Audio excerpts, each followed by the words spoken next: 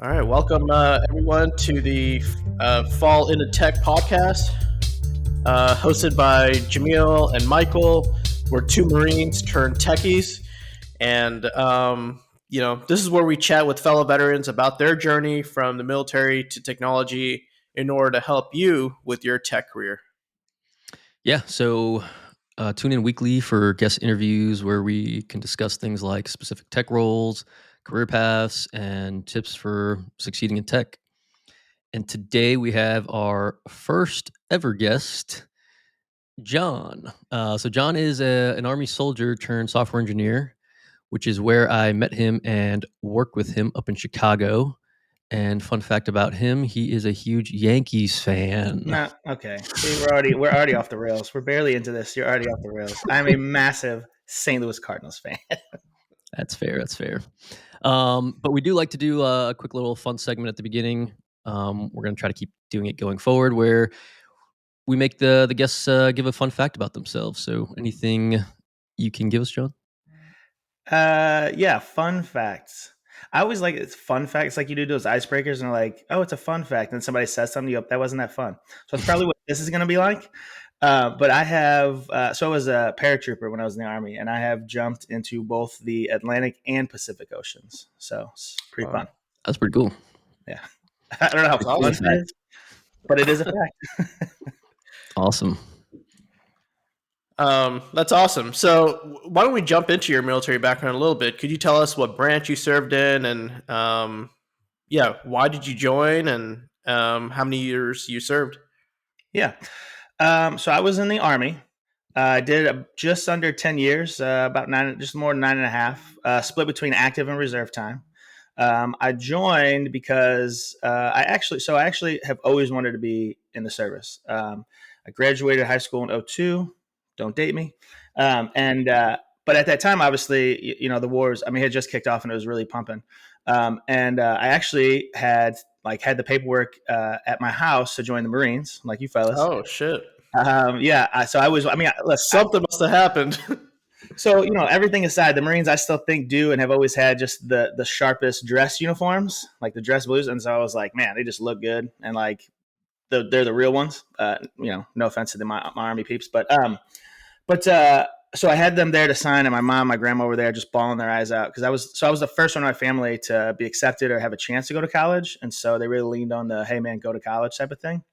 And so I eventually did. I said okay, so I went to college first. So I did it backwards. Went to college, got some student loans, got a degree in political science. Got out of that, was working kind of just regular jobs, and still had that itch. Like I still wanted to join. And so as I started getting older, it was kind of a now or never type moment. And so I was like, all right. But then at that time, I switched up again. I was like, you know what? Because my buddy was in the Air Force and he was an air traffic controller and was like, man, it's amazing. I've done this, this, and this. And so I was like, all right. So I went to the recruiter and was going to join the Air Force. And then the lady I was dating at the time was like, no, I don't like that. So it's either me or her. My recruiter instantly goes, dude, you should, it never works out. I was an idiot. I said, nah, this will work out. Fast forward like 3 months, it was over. And so I went back and was like, hey, man, how about that Air Force? He was like, man, now we got like a year wait list. And I was like, Jesus. And the Army guy was sitting right there and he was like, you can go tomorrow if you want to. And I was like, well, let's pump those brakes, but let's talk more. So that's how I ended up settling with the Army. And ended up, it worked out though, because you go through your little MEPs and you get your little like jobs and stuff. And I remember him telling me, he was like, oh man, we got this job that opened up. I never see it again, all the probably classic lines. But it was for what's called a watercraft engineer. And I was like, I'm not really a big mechanical guy, but what's that about? He was like, oh, you like the beach? I was like, who doesn't? He was like, oh, you like a lot of downtime? I'm like, who doesn't? He was like, oh, you should do this. And then of course he threw in the, oh my God, I never see this. It's got an airborne option. And anyways, he got me. So I was like, all right. But the reason that worked out is because turns out the specific MOS I had with that specific airborne option, they only put one in each of the like soft groups. So like all the SF groups get one of me, all the Ranger battalions like get one of me. So like it was a very, very cool job that allowed me to do some very, very cool stuff. So that was my very long answer to a very 3 simple questions. But, yeah, that's awesome. And to kind of touch upon this chapter more, what would you say are like the best parts of your time in the military and worst times? So I think the best thing overall about the military, and one of the things that kind of pushed me towards it too, is to Rod's joking point about the Yankees. I still am a massive sports fan. I've played just about every sport you can imagine. In fact, I played college hockey. I still play a bunch of like sports when I can. So I've always liked being on a team. And so one of the things that it kind of draws you to the military, right? It's you're supposed to be all for one for all, whatever the guy next to you, and et cetera, et cetera. But that was true. Like my time in the military. I mean, I still have friends. Like I'm sure you guys do. I've been out now since 2019. So like it's been a minute, but I still have people that I talk to, frequently. I still visit. Still interact with. So like the friendships and the camaraderie that you get just by being with people all day doing menial tasks most of the time. It's nothing like bonding over sweeping the motor pool or doing some stupid stuff like that. So I really like that the most. Now, the other easy thing is kind of what I got stationed and what I was doing. Being with those SF guys, you get to do all the cool guy stuff without having to do as much of the cool guy crap. I didn't have to do the stuff they did. I still got to go training and working with the dive teams. We would be in places like San Diego, Key West, and so I definitely got to do some cool guy stuff. But I think the friendship and the camaraderie is probably still the best. Yeah, absolutely. Agreed. Yeah, I was going to just ask real quick. Well, what would you say are the worst parts of the military? Sweeping that motor pool wasn't great. Cleaning latrines. It's, to be honest, there's stuff while you're in it where you're like, man, do I really want to go on this validation run? It's 10 degrees outside. Nah. Am I really feeling this 70 pounds on my back today? Nah. But like, I just, I don't know. Maybe it's because I went in when I was older. I always just had the mindset of like, hey, I chose this. You know what I mean? Like, this is like, what did you think it was going to be when you got here? You know what I mean? Like, it was what I expected, minus some of those menial tasks that, stink. But to be honest, you get them in any job. I mean, there's not a job I've had where I haven't had some where, a boss or somebody's like, hey, I need you to go do this. And you're instantly like, why am I doing it? This is the dumbest thing, like, this is such a waste of my time. It happens everywhere. It just so happens in the military, it's just like extra kind of, the hurry up and wait stuff. It's just that type of stuff that, I don't miss. I also don't miss getting up at like 4:00 in the morning, but while I was in it, I didn't hate it. You know what I mean? Like, I feel you. Yeah. Let's, I guess, now transition to kind of why did you decide you wanted to get out, and then why specifically tech? Yeah, so it's funny. When I joined, I thought I was going to be a lifer. I thought I was going to do my 20 and retire. That was the plan. It's what I wanted to do. Unfortunately, the job I had, while I loved it, was very specific, right? And eventually you promote yourself out or you time yourself out. So I couldn't just stay and do 20 years in that space. So I would have had to have gone back to like the regular kind of where my friends from AIT, what they were doing, which was literally being on ships and being assigned to ships. And it was almost like being in the Navy, but really being in the Army. And I didn't really want to do that. Unfortunately, they had a lock on it. So I'm not sure if it's the same in the Marines, but in the Army, you have, if you don't have enough people, they put you can't leave. You can't switch out of the MOS. And so that was one of the things that they're like, hey, we're desperate for 88 Limas. And so we're not letting you reclass. And so I was like, well, then I got to get out because I don't want to do that. And at best they could offer, I think it was like one more year, but then after that, maybe needs of the Army So anyway, so it got to a point of I just couldn't get out of that career field, and I couldn't keep doing all the cool guy stuff that I was doing. And so at that point, I was like, okay, well, I need to make a decision. I have my political science degree. I had my bachelor's in that, but I knew I didn't want to get into that. And so I knew I would have to make a transition, at least out of active duty. That's why I said I did a mix of active and reserve. So I wanted to stick around with the Army, or at least with the military, but I knew I was going to go back to school. And coming out, all the job forecasts were for either medical stuff or tech stuff. And I was good with the medical stuff, not really my jam. I'm good with the blood, guts, whatever. Like it's just not exactly what I want to keep getting up for. And then the tech side, I'd always been like a gadget type of guy. So I always liked to read tech articles, even if I didn't really quite understand what was going on, just to kind of be like, oh man, what's the cool new thing coming out? If there was a cool new gadget, like I remember, like this isn't like what I call a cool gadget necessarily, but when the iPad first came out, bought it. New laptop, bought it. The iPad, bought it. Like anything that was like a cool gadget. So So I was always like, oh, I like that. And I liked puzzles. I like solving things. And so the more I kept talking about it, the more people like, that's right up your alley. Then that's what you should like doing, right? Every day is going to be different. You're constantly going to be solving some sort of puzzle in terms of how you can take a request and code it and to give a good output. And not for nothing, primarily, it's where all the jobs and the money were. So I decided to do that. So I went back to school, stayed in the reserves, and then went and got my computer science degree. So, okay, so it sounds like you went to college, got a computer science degree. Now, for listeners who kind of want to get into tech, is that the path you would recommend to go get a computer science degree, or are there other resources you think are good or that you used Yeah. that listeners can kind of use? Yeah, so it's funny because I was actually just given this piece of advice to somebody recently. So would I recommend college? So yes and no.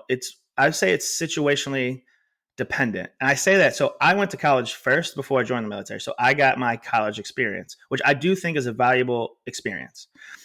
If you didn't, like, let's say you're somebody who enlisted at 17, 18, you went right in there, right? If you've got the time, because let's say you just did your 4 year, if you're under 30, you've got so much time that it might be worth it to, take that GI Bill money, go to college, experience that for your 4 years. You know what I mean? Like, there's no rush to get back out into the world. I promise you, when you go back to college with like military money, when you have money, it's such a different animal. Like when I was in college at first, had no money, working, really counting quarters to go out and have a beer with the dudes, like, and then going back and actually having income, it's crazy. So if you're young enough that you have time, I would say it's worth it, because you can really get into the nitty gritty, and it allows you the freedom to figure out not just, hey, I'm in tech, but what part of tech maybe interests me the most. You know what I mean? Am I a graphics guy? So am I like, hey, I'm looking to get into video games and I really want to dive into that aspect? Do I like back end coding? Do I like front end coding? The 4 years gives you enough space that you can really like, oh, maybe I like mobile. I got to sample a bunch of stuff and figure out what I liked. But if you don't want to, if you're just ready to get into it, or if you're a little older too, like those boot camps they have, those coding boot camps and stuff are fantastic. So that's what I was just telling my buddy. I was like, because he was a little bit older and stuff. And I said, hey, man, but you can take a couple of months and really drill in, and they'll give you the tools and the knowledge, the stuff that you need, and hook you up usually with at least interviews for different places. And that can just jump you right in there. Because there's no substitute for experience. Like, you can take classes, you can learn all you want to and pass the stuff, and that's great. But until you get in there and have like hands-on experience, like it's just a different animal. I'd also mention, like, if you're curious, there's so much free stuff online too, to give yourself at least an opening to it, expose yourself to it. You can code little small projects. You can try little tech. You don't have to wait for stuff. You can just do it now. So if you're in the military, listen to this and you're like, oh, I'm kind of interested, you can do that stuff now. And I would recommend taking advantage of that if you are still in. You know what I mean? Like, get your tuition assistance, let them pay for that type of stuff. So again, I know it's a very rambling answer to a very simple question, but I do think it's a little situation specific, right? So it's what's best for you. Because I think, and especially as I've been in tech longer, when I went to go get a degree because that was what I thought was necessary, right? It was like, oh, you have every job offer, right? Bachelor's required.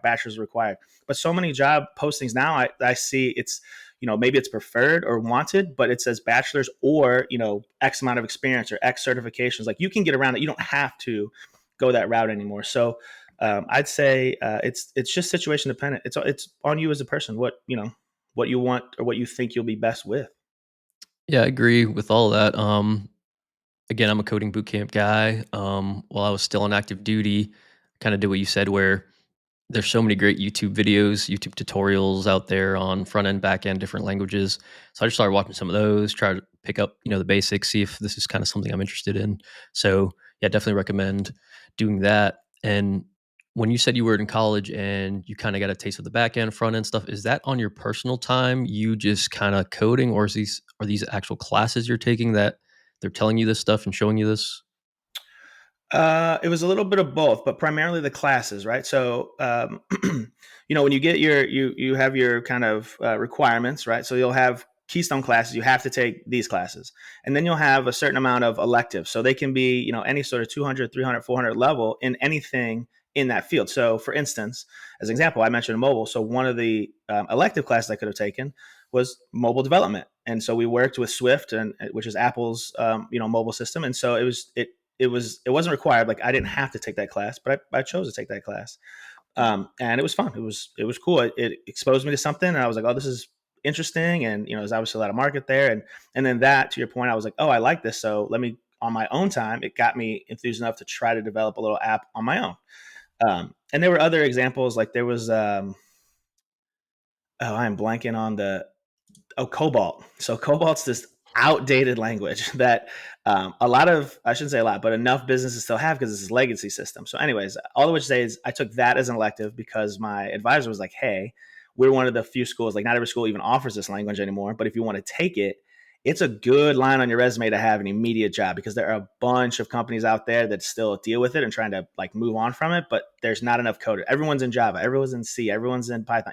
Nobody cares about COBOL. So that was another like elective that got something that was fun to see, and I've yet to see it again. No one's ever asked me about it. No one's ever, I've never coded in it again. But so yeah, it was kind of a mix. The coursework allows you to dabble, and then while you're there too, because again, you're in college, right? So you have lots of free time. There's lots of resources. So if you just wake up, you're like, I don't know, I'm going to head down to the computer lab, or there's other people you can work with. It's so collaborative. So awesome, nice.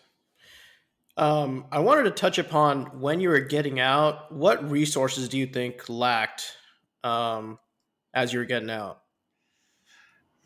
Which resources lacked? Well, so I can't speak for every service, obviously, right? So I assume every branch has a different kind of discharge like process. I can speak to the Army, at least at that time when I left active duty. That was 2014. And so at that time we did have like classes. So you would have to go sit and they would talk to you about your options, right? Do you want to get right back into work? Do you want to go to school?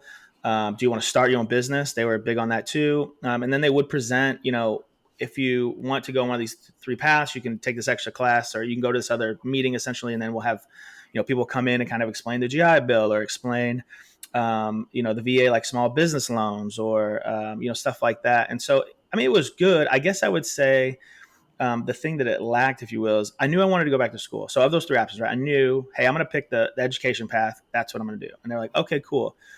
And they kind of gave generics in terms of, you might qualify for the Montgomery GI Bill or the post 9/11 GI Bill. And then here's a bunch of like dry kind of like whatevers. There just wasn't as much one-on-one time. Like I didn't get to follow up or make an appointment, say with an advisor, to then be like, hey, here's specifically what I'm looking for in my education. Here's what I will hope to get out of it at the end of it. Like, what are the best schools to go to, or what are, where can I get the most bang for my buck, or just those type of individual stuff. So, because it ended up boiling down to, I just ended up saying, well, I'm just going to go back to the school I've already been to. I know it's got what I need. I'm very familiar with it. They are very pro-military, so I knew they had a very good veterans resource department. And so that's what it ended up with, versus, had I had a little more info there, maybe I could have made a different decision.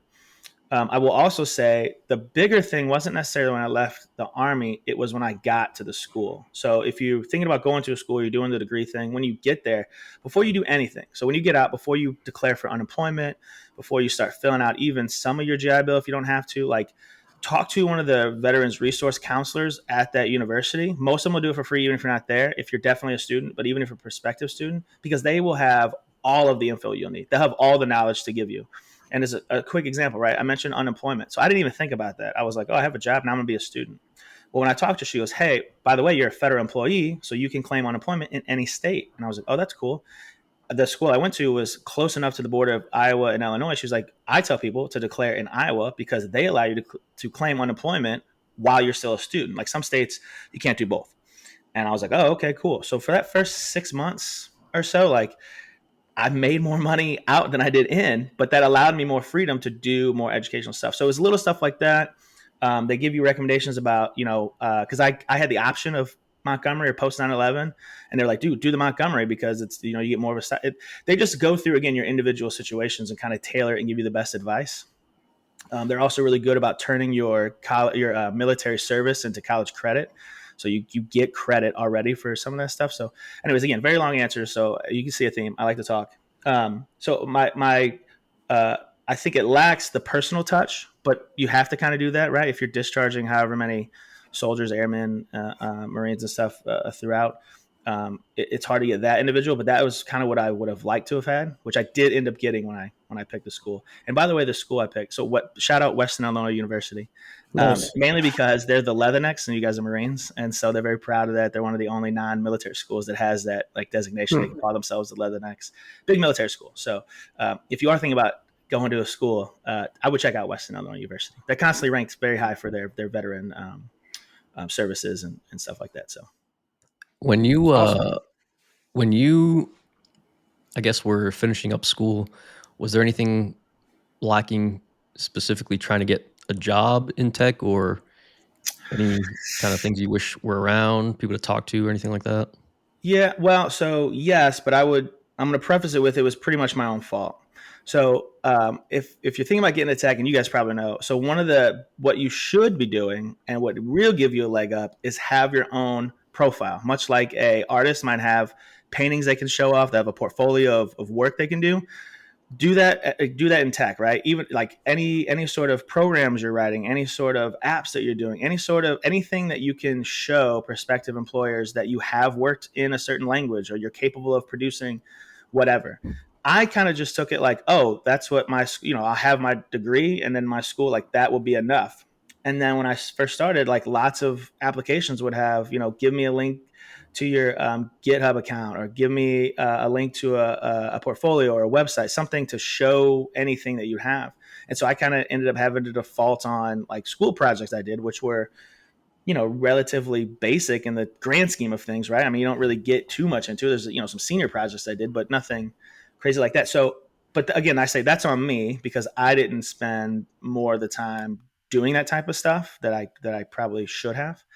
But other than that, I mean, I guess I also would have started looking for a job earlier too. I just assumed, so like I said, I was one of the first ones I was the first one in my family to go to college. So my family primarily is like blue collar jobs, right? You apply for jobs, right? You don't have a resume. You look through the classifieds, or you walk to you see it, a buddy like, hey, they're hiring at the plant, and then you just go apply. And so that had always been kind of my mindset. So as I was in my last semester, I was just like, oh, I'll start applying. I don't know, about a month out. And then when I started that process, dude, so many people were like, "Oh, we've already hired. We've already, you should have been applying in the fall, and you should have been doing all this other stuff." And blah blah blah. Anyways, and then I guess the other regret too is if you can take an internship, if you can afford it, take an internship. They almost always lead to jobs. It's good experience. It's good work experience. So, I guess to answer your question, any of the negatives, it was all my fault, really. I probably messed myself up. Although it ended up working out. So Nice. Yeah, no, that's awesome. Thinking back to when you first broke into tech, do you have any advice to your younger self? Maybe something that wish you had known kind of before you broke into it? yeah, start now. If you have any interest, start now. Like start like Rod was saying, get on YouTube, watch some videos. There's a bunch of free sites that let you kind of learn the very basics. Start learning phrases. Start doing basic programming, basic coding. Again, I tell people, like, I didn't come into this being older. Right now, I think about like my niece and nephew, and that, like, I mean, you start coding, or at least getting some of it, like immediate, like very young. I didn't do any of that stuff. The closer you get was, a MySpace page. You were doing basic HTML that you didn't even realize you were doing. So I didn't have any prior experience. And so it was a lot of catching up to do. So even in school, right, it was a lot of catching up because my classmates, not only were they younger, obviously coming straight out of high school, but they had been coding on their free time or in high school. They had been exposed. So, they were yawning in that 100 level class. And I was, super focused and trying to catch up. So my advice to myself and to anyone else would be, if you have an interest, it doesn't even just have to be tech, but since we're talking about tech, right? Like, don't wait. Don't make excuses. Oh, I'll get to that next week, or oh, it's Wednesday. I'll start on Monday. Just start now. Just do anything. Again, go to a website. Just take a look. Do a simple Hello World program and start. It's the sooner you can get those repetitions, right? That 10,000 hour theory, right? About improving yourself and being better and trying to be a master at your craft. You have to put in the work, the hours of actually doing it. So my advice to myself and to anyone is, if you have an interest, if you're thinking about it, just start getting into it. Yeah, I agree completely. Again, we kind of mentioned that I'm a coding bootcamp guy, but again, if you just go to a coding bootcamp and you sit there and listen to what they're teaching you, and then as soon as the day's done, you kind of log off and well, I think I learned just because I listened to it. That you got to really put in the time coding on your own, building some of these projects on your own. Just kind of like John's saying, you really just have to put the time in. There's no substitute for time. Um, and you mentioned, kind of having a bias for action, as they say in the military. Besides something like YouTube, which I know is what I use a lot to kind of learn things, is there any other specific resources you have liked for kind of learning on your own?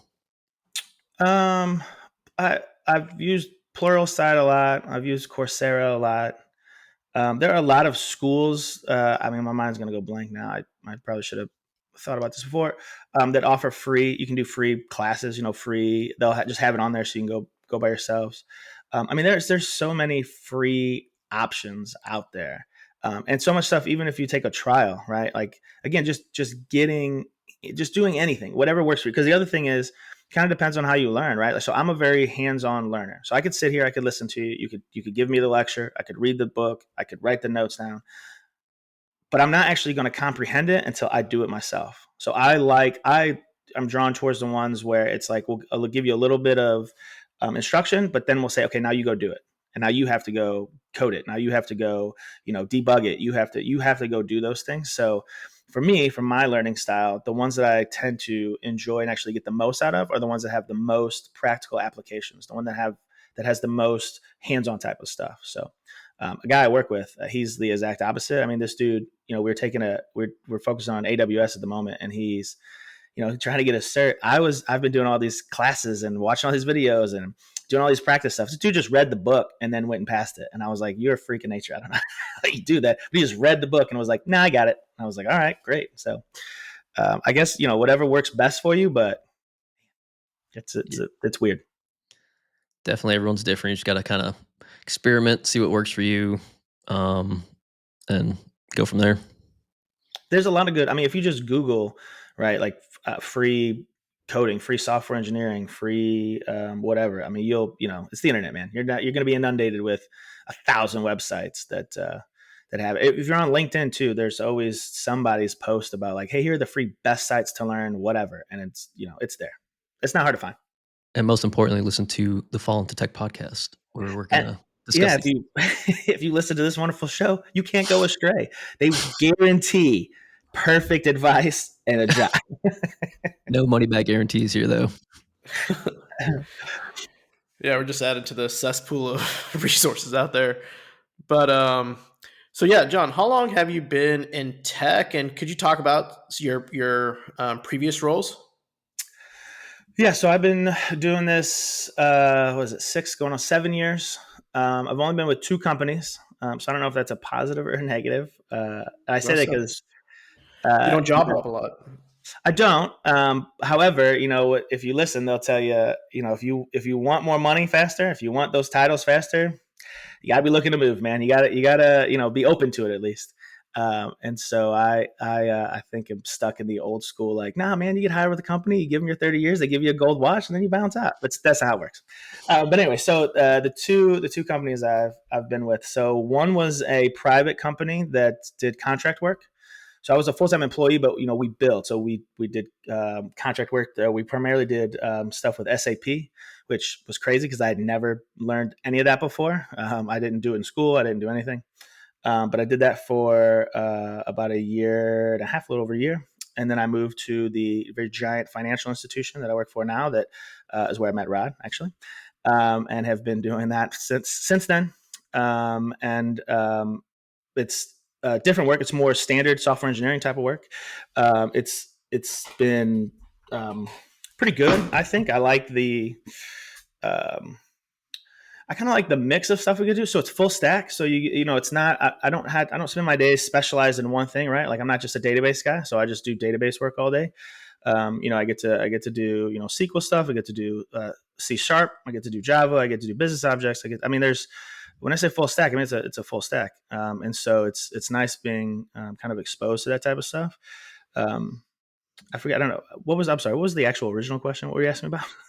Yeah, no, that was exactly it. How long you've been in, what you answered, and kind of going into, deeper into the roles. But I mean, you kind of touched upon that, but I'm curious if you could touch upon like the day to day stuff. It sounds like you're, moving all across the stack here, but any other 2 cents around just day to day stuff?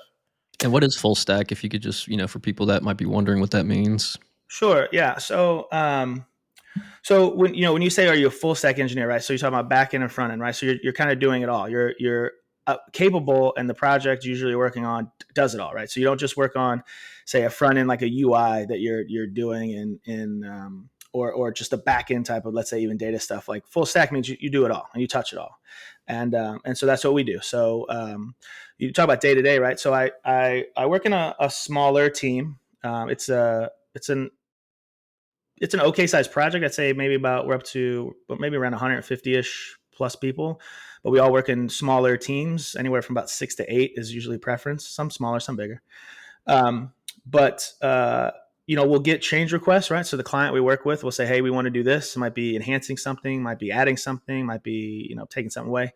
And then we, as our little smaller teams, then go off and do everything from start to finish, which is another thing I like too, because it exposes you to a bunch of different stuff, right? I don't just sit and code all day, every day. And I don't just have a boss go, okay, here's, fix this line of code, or this application is bugging out. It's client saying, hey, here's what we want to do. Then our team gets together and we say, great. And then we map it out, right? In terms of, okay, what is all needed to deliver this product?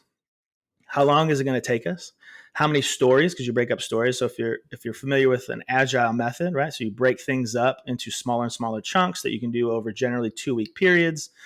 So you plan all that out, you roadmap all that out, and then at the start of said 2-week sprints, you have your capacity, right? How much work you as a team can get done, and you take an equivalent amount of stories, and then you do that work. So my day to day literally does change almost every day. In there, especially when you're in the corporate world, by the way, if you thought formations that you're like, great, I got to listen to the general drone on, just wait until you get into the corporate world. It's the same thing minus standing in formation. You're on Zoom meetings all the time or in-person meetings all the time, listening to probably stuff you don't care about, or stuff that doesn't necessarily pertain to you, or stuff that you feel like you've covered before. So my day, usually if I had to pick or kind of describe a typical day, right? I usually like to get in early so I can leave early. So I like to get in and kind of handle anything that I've been working on. Then in the morning we have a stand up. So your team gets together and talks about, right, what you did yesterday, what you're doing today, kind of your progress, etc. Then I get to do some actual work before the next interrupted meeting comes in. Then you blink and then it's lunch. And then after lunch, people are in their little afternoon zone. So you try to do a little bit more work. There's probably another meeting or two in there. And then by the time you look up, you're like, oh, it's time to go home. It's time to take the train. And then you go. So it's nice in that not every day is the same. Every day presents little, challenges and there's stuff you kind of get excited about. But then there's also, like I said, the meetings. Just I don't want to start turning anyone off, but man alive, I'm sure you got like the amount of meetings you have, especially what's crazy to me is we'll have Zoom meetings. We're all in the same building, and I'm like, why am I in the office then? Like, what are we doing? Like, we could be doing this. But anyways, So yeah, you mentioned a lot of different things there as far as, you have to talk to the client you're building the app for. You have to take what the client says, make stories, they call them, as far as story being what needs to be built. You need to figure out how long that's going to take.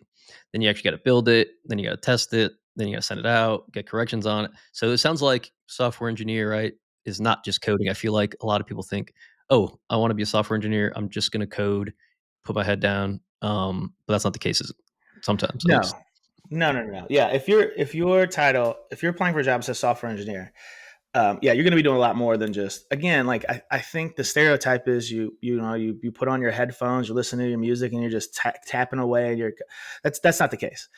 You have a lot more responsibility, like Rod said, right? You generally have to take requirements and turn them into actionable items. You have to then do those set items. You have to test those set items. You have a release, right? So you release to your production environment. You have to be a part of that. I mean, it's literally end to end, and that's usually why, if you're a software engineer, in my limited experience, I guess I would say, you usually are full stack because they want you to be able to do all of those things from start to finish. I mean, it's, when you start segmenting, you start getting very specialized. Well, then you're kind of limited in what you can actually provide to the company.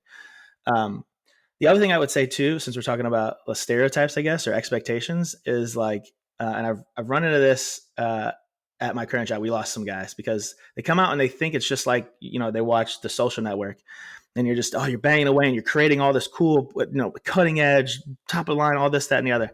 Unless you're working for a startup, that's probably not what you're going to be doing. Okay. Like, they don't need you to reinvent the wheel. They're very successful for a reason. They have something that works. It's in motion. So really what you're doing is making sure that train stays in motion. It doesn't break. You fix when it does.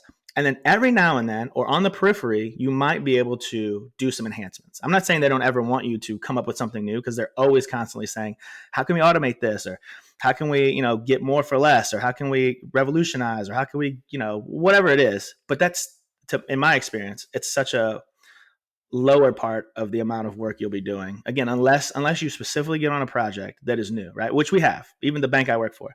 Hey, we're getting, AI is a big thing. Machine learning is a big thing. So they'll have projects. They're like, we are trying to do something, build something from scratch. That's when you get to do those type of things. Otherwise, you're primarily taking care of legacy systems. And like I said, little enhancement, lots of fixes, bug fixes, and, just stuff like that. So, and I hope I didn't sell that as boring, because I don't think it's boring. I say that because I had a guy, he joined the team. He thought he was going to be in The Social Network and was like, well, how come we're not doing that every day? And I go, because you work for a massive institution that's been around for 100+ years. They don't need you to do that. So you need to find somewhere else. What they need you to do is keep doing what works and little tweaks here and there. So that's a great point. Be cognizant of that. Like, be cognizant of that when you're getting into it. Like, what do you want? Is that what you want?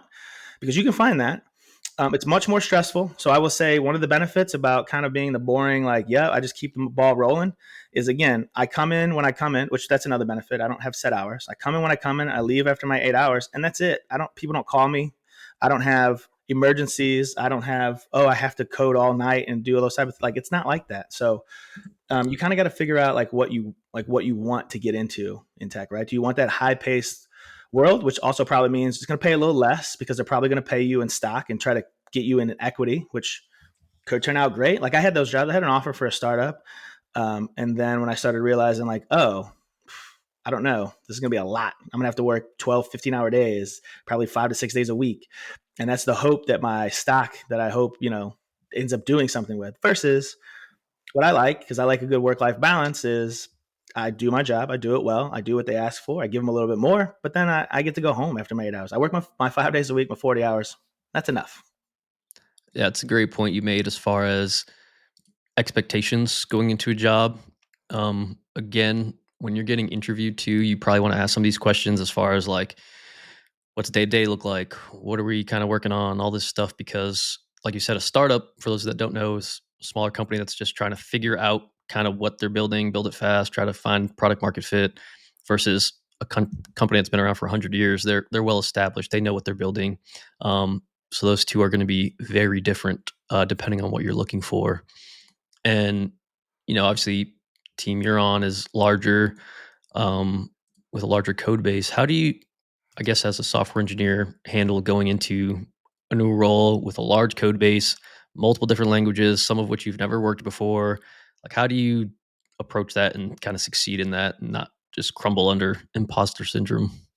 Yeah. Well, so listen, I've been doing it for a handful of years now. And I still have imposter syndrome. So I don't know if that ever goes away. But how do you handle it is something that, it's kind of a goofy old phrase, right? Like, how do you eat an elephant? Like, one bite at a time. So if you take it for its totality, it can be very daunting and could maybe have you freeze up. But like, if you're coming from the military, right, you break it down Barney style, right? Break it down as much as you can and start somewhere. And then you just start building on it. So to your point, I came in and there's a bunch of languages I've never learned before. Okay, let me start with the one I know though, right? So let me get that repository or that part of our stack that I know. Let me try to get as much of that as I can, because you want to be contributive. You don't want to join a team and just be the guy or gal who is sitting around and they're like, oh, should we let John do it? Nah, he doesn't know anything yet. You always have this desire, like, no, I want to be able to contribute. So in that instance, right, find the spot or the area that you do have knowledge in and see how quickly you can at least catch up or contribute in that area. And then the other ones, you're going to have to take some time to yourself, whether that's during your 8 hours or outside of it if you can, and just get in there. Just get in there, right? Like if it's a matter of just usually there's most places have development environments or sandbox environments where they encourage you to just try stuff. So just get in there and try some stuff. I also recommend, again, I said I'm a big team person. I love collaborating. I love pair programming. I absolutely actually do not like programming by myself. I generally don't like going, oh, here's my task. Let me just go off and do it by myself. It's just not as fun for me. But also, when you work with someone else, especially in the beginning, so you're talking about, they generally are able to teach you things that you probably wouldn't know else, with even through trial and error, right? Especially somebody who's been there a long time. They can give you, oh, I know. Let's say you talk about coding standards. Oh, I know you probably learned, in school or in boot camp, whatever, like this is how you're supposed to do it. Well, on this project, this is how we do it. Or this is how I found this is the easiest way to do it. Or this is the best way to do it. Or, here's some shortcuts. Like I've worked with people who have taught me great things about how to like debug. Like here's the strategy I use, and it's way quicker and it cuts down on the amount of time I'm wasting and stuff like that. So I would say, start with what you know, at least to get yourself comfortable so that you feel like you're contributing, because that will fight your imposter syndrome. You at least feel like, hey, I'm doing something. And they'll give you time. Most places give you time, right? They don't expect you to get hired and all of a sudden be the expert, because if that was the case, you'd have a better title and a bigger bonus. But so you want do what you know, so you have that under there. And then try to get, when you have downtime or you have availability, just start looking into it. Read all the documentation you can, start playing around in those development areas. And then not only is it good for your brand and how you get along with the company by befriending people, but befriend people, try to see if they'll help you, try to see if they'll work with you, because that will unlock a lot of the stuff that you're looking for about how best to handle your job. And then again, like I said, not for nothing, befriending people, it makes your job easier. I will also say that, interpersonal relationships are just as important in tech as they are anywhere else. I mean, there are frequently people on my team that have questions that I'm like, oh, I always ask so-and-so. And they're like, oh, what? And I'm like, I know this person. I've worked with them. I've befriended them. So if I have a question, it doesn't take me anything to send them a ping or walk over to their desk. And they're always like, oh, I don't really know that person. I go, well, that's a good way to get to start knowing people, right? So the more people you know, if you just silo yourself, then it becomes just so much more burdensome on you. Then you better be awesome, because if you're not willing to work with people, if you're not, looking to get it, if somebody asks you a question, you better have the answer. You better be able to provide it. So, that's great. Yeah. I remember when we were working together on the same team, but we had a question and no one on our specific team knew how to do it. So we had to reach out to someone else, and I had to, at first I was pretty new, so I was a little shy of do I reach out to this person who's been here for 15 years? They know way more than me. They're way smarter than me.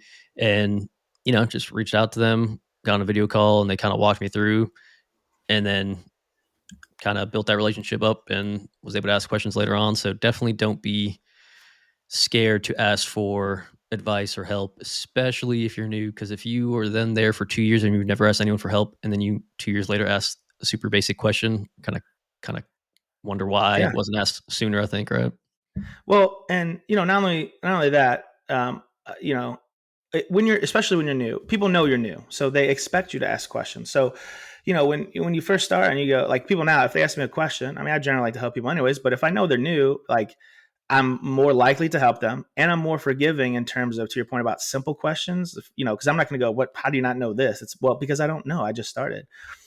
The only little caveat I would give to that, though, is because what bothers me the most and still bothers me is when people ask a question and have done zero of their own, even research or attempts or anything. They're just like, oh, somebody asked me a question, or I was presented with a problem, and I immediately went elsewhere. Because I usually go, oh, I'm happy to help you. Like, okay, what's your problem? Okay, and what have you done so far? Or where are you at so far? If you tell me, oh, I have nothing, I just got this, I'm probably very politely going to be like, okay, cool, I will help you, but I need you to go start. And, I might even be like, start here, do this, and then come back to me. So don't be afraid to ask questions, but please at least make it seem like you are invested in it at all. So it doesn't make it seem like the person you're asking is just doing your job for you, because that's very quickly how you get people to go, oh, I don't like that guy or gal. What? They're lazy. All they do is they just come ask. They just want you to do your job for you, and then they take the credit for it. So don't be that person. Agreed. That's great advice. You might have touched upon this, John, but To kind of sum things up, what would you say to you are the best and worst parts of being in tech?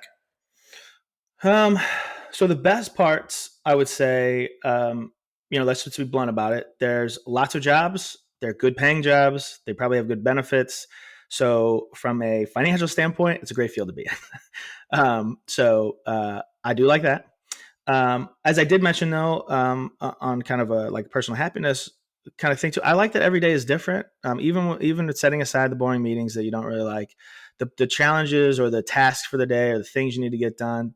I've been at this company now for 5 years, and I really honestly can't say that any day has been the same. They've all been different. They've all been different. So I like that because I have worked lots of jobs that were the exact same. I worked a lot of fast food jobs like in high school and college and stuff. Like it's the same thing. It's the same grind and slog over and over again. Tech allows you to not have that. And the nice thing too is, there's 1,000 different ways to solve a problem. So the three of us could be presented with a problem, be like, all right, go code this or go figure it out. And the three of us could have all three different answers, but it all works. And sometimes that's okay too. And that's exciting too, because like I said, pair programming. So if I get something, I'm like, oh, I think I'm going to, call this method here. I'm going to do this. And then the person working, oh, why don't you do that? And you're like, oh, well, because I like this way. Again, that type of stuff is just very stimulating, very exciting, and very, like, it keeps you going. So it doesn't feel like, oh my God, this again, or, you know what I mean? So I like that a lot. And I do like the freedom to kind of be able to do what you want. Right. So in tech, like I said, whatever little space that you like, and it could change. You could start like I started, and I was like, oh man, I think video is it. I want to get in video games. And then I took a couple classes. I was like, oh no, this is boring. I don't like this at all. No, thank you. And then I was like, oh, all right, let me try this Java. All right, well that's cool. Now I've been getting really into database stuff recently. I don't know. It's something different. I like, but tech allows you to do that type of stuff. Like I said, if you're a painter, you're painting. You know what I mean? That's what you're doing. If you're working at McDonald's flipping burgers, maybe you're just flipping burgers. Like there's not a lot of growth. There's a ton of opportunity for growth, I think, in the tech sector. Again, there's new things constantly coming along. There's always something new to learn. There's always something new to do. And then you know what? If you're good at it, or if you got a good idea, man, you could turn that into an app tomorrow, or a award-winning podcast, and talk to people. And there's just so much opportunity. I don't know. It seems the possibilities are endless until they call you back to the office, and then you have to drive downtown and sit in an office 3 days a week, and then you're like, man, I thought this was going to be awesome. Transit's That's it's a killer. That's definitely one of those. It's sorry not to cut you off, but it's just especially in the industry you're working, right? Unless you're client facing, right? Unless you have to be in front of a client. I'm just the person who's like, I don't see any reason we have to sit in an office together, man. We could do our work from home if you want to. Like that's the other thing too. I would say, the whole return to office debate. I'm always like, it doesn't have to be a zero-sum game. If you want to go in the office, we have office space, man. Live your best life. If that's where you're most productive, or that's what you want to be, cool. But if you're not, also give the people who don't work that way the same, respect and opportunity. Or the other thing I would really say is, I just don't like companies putting out blanket policies, which I get when you get to a certain size, it's probably what you have to do. But if you let it filter down to team specifics, right? If you start caring more about the outputs instead of every single input, I think you're better served. So like I said, I work on a team of about 6 to 8 people. If you left it up to us and let us decide how often we need to be together, those teams, it's not like we would never come in. We'd come in the office sometimes. Sometimes it is nice to get together, be face to face. But that would allow us just the more satisfaction to have that. And other teams would be the same, right? I will say when you're new, you're probably better served being in an office. Like what's crazy, so Rad and I worked together, but it was over COVID. I've never met Rad in person, ever. We worked together. I've never physically met you in real life. And, when you started and you're trying to train someone, it is different doing it via, say, Zoom than it is in person. It's just a different animal. So, if your team was onboarding someone new or getting a new hire, yeah, you might be in the office a little bit more until they get a little more comfortable. And then as that changes, then you can pull it back a little bit. But again, the impetus is on you and your team. And it cracks me out when you get some of these bigger institutions, right? They talk about like, no, we're empowering. We're self-forming teams and you get to pick your own work. And they say this kind of idea of like, no, it's whatever you want to do, until you're like, well, I want to do this. They go, well, we don't do that here. So then it changes. So the being in office thing is, I know you didn't ask me like what's the negative. That to me, that's the biggest negative of being a tech. When you feel like, man, I can do my job just as good, if not better, from my house as I can in your office. And COVID really shone light on that. Like because I went into, and I was with this company before COVID, obviously during and still after. And before COVID, I went in 5 days a week and didn't even blink. I was like, yeah, what do you mean? Well, of course I would go in 5 days a week. That's what you do with a job. You go in Monday, Tuesday, Wednesday, Thursday, and Friday, and you do your job. And then we were COVID, and I was like, wait a minute, I can do this job from my house and be with my dog and my loved ones, and I can take a walk or, put in laundry, do simple stuff around the house and still get my work done. This is incredible. I don't have to ride the Metro or the CTA or any of these other transit systems that stink. It's fantastic. So then they called us back, and now you're like, oh man, we'll go back to the sweet life. But riding that Metro in the cold in Chicago was definitely not ideal. No, it's like 95 degrees here too. So you get off the train, it's hot. There's 1,000 people on the sidewalk. Nobody knows how to walk apparently. And it's just, it's the worst part of my day is the train. It's the commute for sure. And it's not even the time. It's the people. It's dealing with walking to and from the train station. It's my least favorite.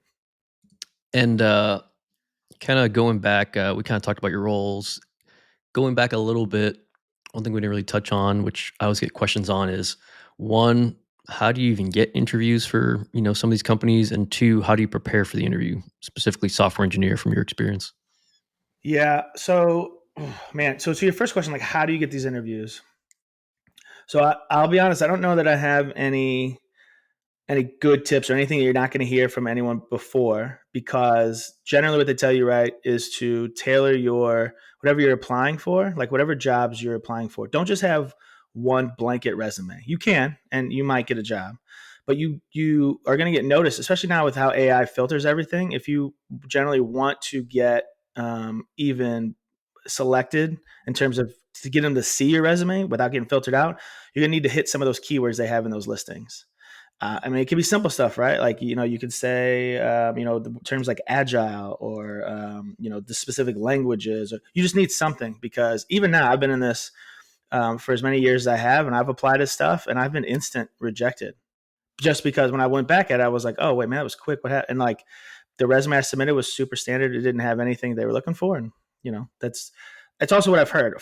Friends I have in HR and stuff, they're like, yeah, man, but when I'm looking at it, we've probably already filtered down. We might have 1,000 applicants. I'm only going to get maybe 300 of them because we have a filter we put on. If they don't hit these certain things, right? If they don't at least have X, then we'll get them out. So unfortunately, I don't have good where to apply or how to get that stuff, except to say, if you are a veteran, which is why I assume you're listening to this, there are a ton of veteran specific type recruiters or people out there that are looking to hire. Companies are looking to hire veterans. They get tax breaks for it. They get to fulfill their philanthropic kind of itch, whatever. Like, they're looking for veterans. And not for nothing, there's a good reason for it too, besides the financial benefits, is you do bring something specific to the table that they're looking for. You're probably a good worker. You're probably very disciplined. You're probably a go-getter. You're probably motivated to do things. You're probably a problem solver already. Like, you have a lot of the skills that do transfer into this stuff. So tout that veteran status. Look for veteran specific type of stuff. To help you out and to get you in there. Network with your people. That was the other thing I was saying about, like, the reason I still talk to a lot of people is we're friends, but then everyone kind of disperses and they go all over the country and sometimes the world. And they have all different kind of connections, regardless of what your resume looked like. Inevitably, it also boils down to who you know. Lean on those people that you do know. Hey, man, like now, like, hey, you got anything going, or you heard anything? Oh, maybe I don't, but I know somebody who is. And it's just all that stuff that never goes away, regardless of what industry you're in. If you do get lucky and you do get an interview, how best to prepare for it? So I would say there are two phases. So this is going to sound a little braggy, maybe a little douchey. Every interview I've gotten to, I've been offered the job. So if I get face-to-face with somebody, I've been offered every job. Primarily, especially since we're talking about tech, it's show off your soft skills. Too often, the stereotype of the software engineer or the coder is the shy, quiet intro nerd who doesn't make eye contact, doesn't speak, doesn't, kind of very blah, blah, blah. Now, you guys are in tech. I don't think that's not everybody. There's people like that. But to stand out, be the opposite. Be gregarious, be conversational, make eye contact, for especially now the kids these days. But people don't make eye contact. But do those things. I say that, and I'll give you a small example. So I applied at this company got an interview, had the first kind of interview, thought it went well. Then like, all right, we're going to bring you back and we're going to do more of a tech interview. So it was a phone call, but we're going to have some of our technical people on and we're just going to have a conversation. They're going to ask you some questions. I said, great. So we did that. It was the worst thing I've ever been a part of. For some reason, my mind went completely blank. So much so that one of the tech guys was like, hey, have you ever read this book? And it was basically like Computer Engineering for Dummies. It wasn't that, but it was something like that. And I was like, oh, no. And he was like, well, you should. It'll help you for future interviews. Immediately, I go, oh, great. So this was a disaster. So I hang up. I thought I was going to cry. Fast forward 2 days. I get a call back. They're like, hey, we want to make you an offer. And I said, for this job? And he said, yeah. And I said, I got to ask you, that was the single worst thing I've ever been a part of. And he go, yeah, that wasn't great. And I go, so I don't understand why you're calling me with this job offer. And his exact words were, well, look, the technical stuff, I know you still have, right? You obviously have your degree. We've seen some of the work you've done in terms of like the projects I shared with them. And sometimes it happens. People get nervous, whatever. He goes, but your soft skills are what we're looking for. Do we want to work with you? Could you fit in with our other employees? Do we think you have an aptitude to learn? Do we think you're okay taking criticism? Can you handle something like that and still, come back? The tech stuff we can teach you. We can give you those skills or enhance upon the skills you already have. But it's the soft skills that tend to stand out. And you think about if you were hiring somebody, if you were conducting an interview now, right? One of the things you're looking for is, okay, can this person actually do the job? But more specifically, do I want them to do the job? Do I want to work with this person? Do I want to sit next to this person in a cubicle or jump on a Zoom and see their face every day do I want to interact with this person? And I, in my personal experience, I think that outweighs so much more of the technical stuff. Now you want to get it. Don't get me wrong. Don't come in unprepared. If you're doing good at your job, right? Look what your role requires so you can try to learn as much as you can about those languages or that part of the tech stack, especially if you don't know that, or if there's some part that's lacking. They're more than likely, if you're going to hit a technical interview, they're going to give you a problem. You're either going to do it online like I've done or in person where they just say, hey, here's the issue. Can you sketch it out for us?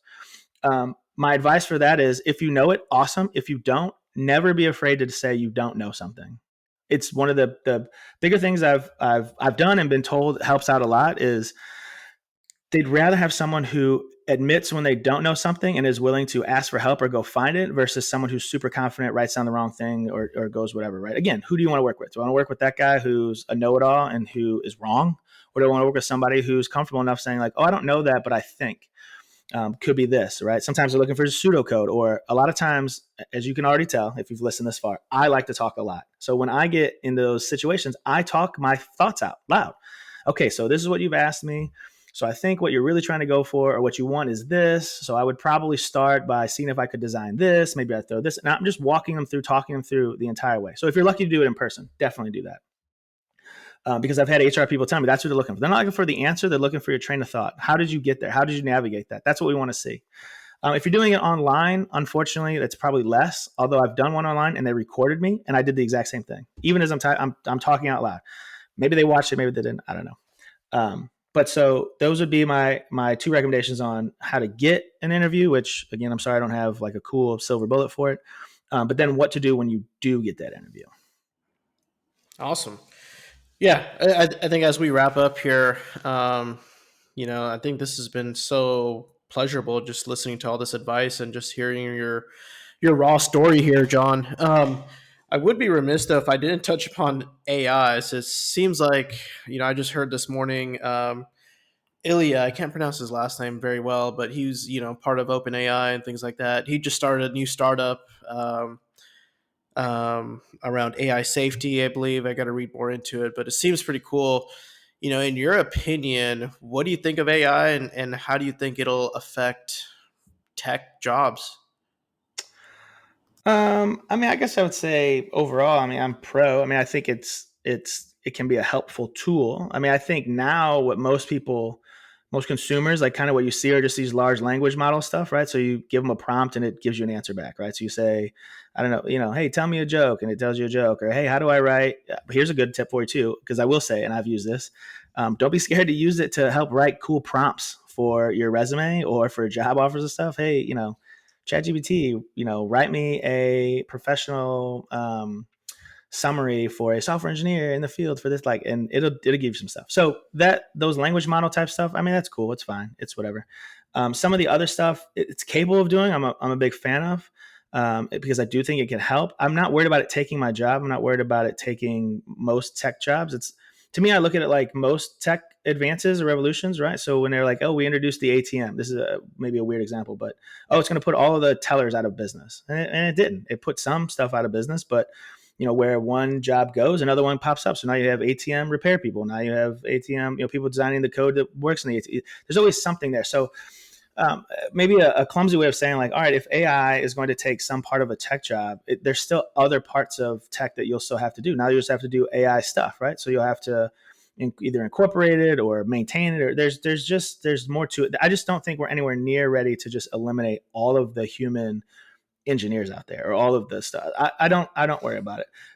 I don't worry about it from a tech. The only thing I worry about is making sure that the right people. What worries me is the people who, disruptors who want to break stuff, move fast, and screw it up for everybody, and the dangers that it could have, and some of its inherent biases, and it's just some of that type of stuff. I'm not worried about Skynet. I'm just worried about it, being built into, say, like our banking stuff and making decisions, inequitably, and just social stuff like that. But I think it's fine. Bring it on. I don't have nearly as much experience with it as maybe I probably should start, but.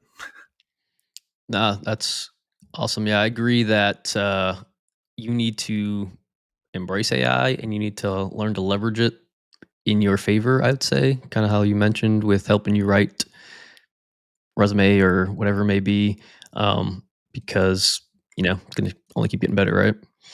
Yeah, I mean, it's not like anything. I mean, think about, the stuff we already use with it, right? You already have digital assistants that you use for other things. It's another tool. I just look at it like it's another tool in the belt, right? If you're in tech, I mean, if you're in any sphere, but if you're in tech, right, you have so many tools in your belt, right? They could be programming languages. So I know these languages, so that's a tool.